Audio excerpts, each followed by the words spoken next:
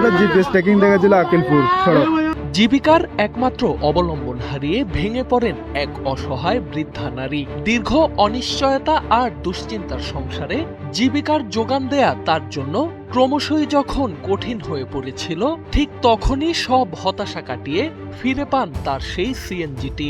চোখের সামনে হারিয়ে যাওয়া সিএনজি দেখে হাউমাউ করে কান্নায় ভেঙে পড়েন ওই নারী। চট্টগ্রামের হাটহাজারী থেকে চুরি হয়ে যাওয়া একটি সিএনজিকে ঘিরে এমনই হৃদয়স্পর্শী একটি ঘটনা ঘটেছে।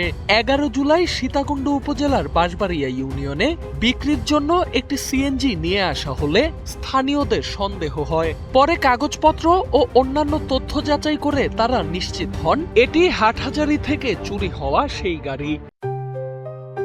JBS holdings limited.